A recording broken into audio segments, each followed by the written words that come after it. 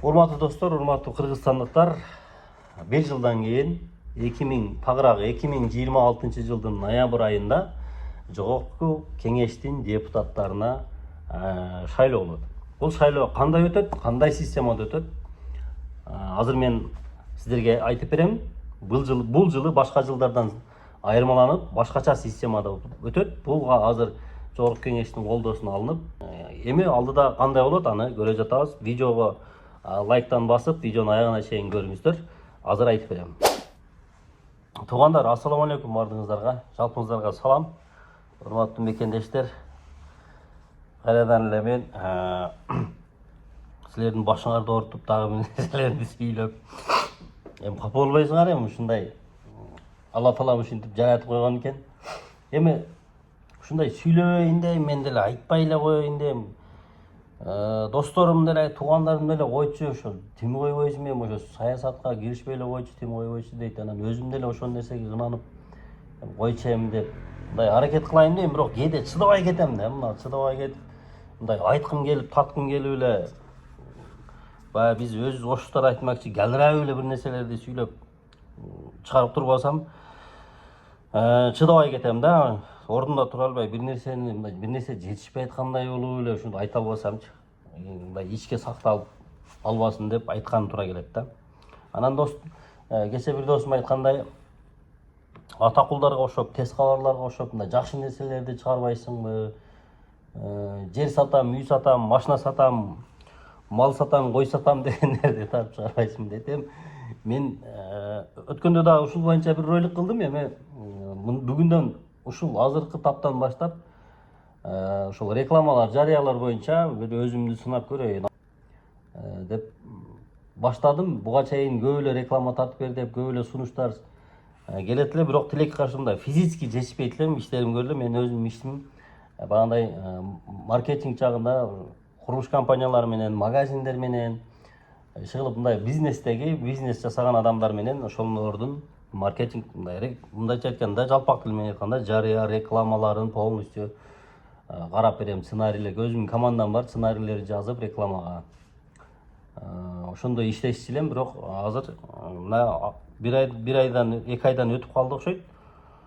Келишимдердин түгөнгөнүнө байланыштуу азыр жумушум бир аз азыраак, азыр 1-2 эле магазин менен иштешем. Ошол себептен эми бүгүндөн баштап, мына азыркы таптан баштап кандай гана бизнес болбосун, кандай гана жарыя рекламалар болбосун, сценарий керек болобу, эми мындай бизнес жаатында ошолорго иштешип жардам бергенге даярмын. Эми өзүм негизги максатыма келейин туугандар. Негизги максатымда айтайын дегеним, видеонун аягына чейин көрүп, мени колдоп, лайктан басып колдоп тургандарга силерге терең ыраазычылык. Силер бар, биз бар, аман болгула. Ошол. Эми негизги айтайын дегеним, шайлоо боюнча айтайын.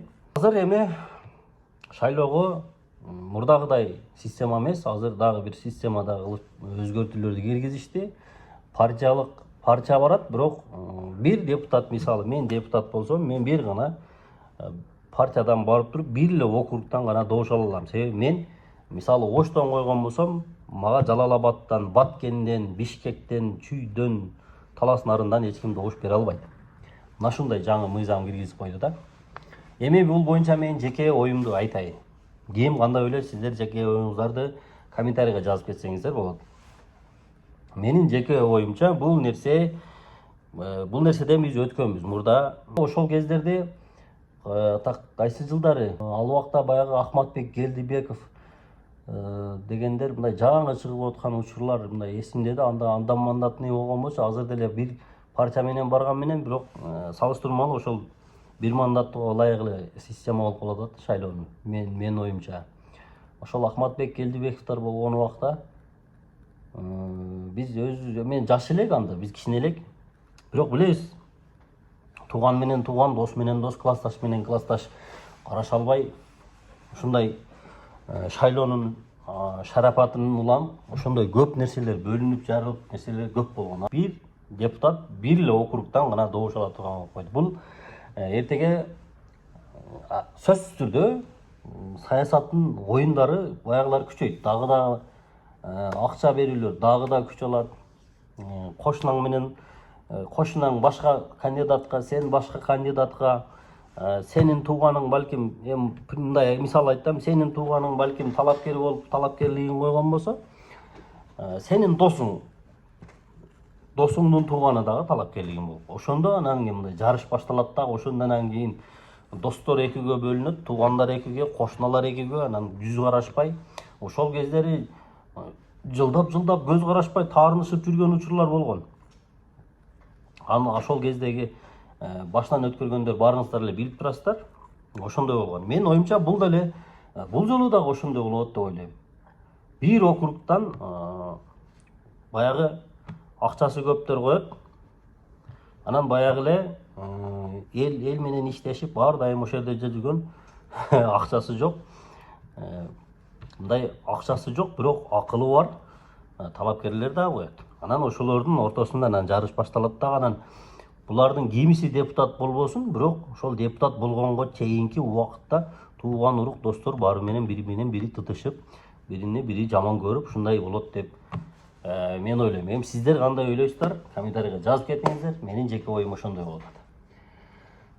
Эми муну мен билбейм, өзгөртсө болобу, болбойбу? Муну жогорку кеңештин депутаттары макул болуп, ошондой макул болуп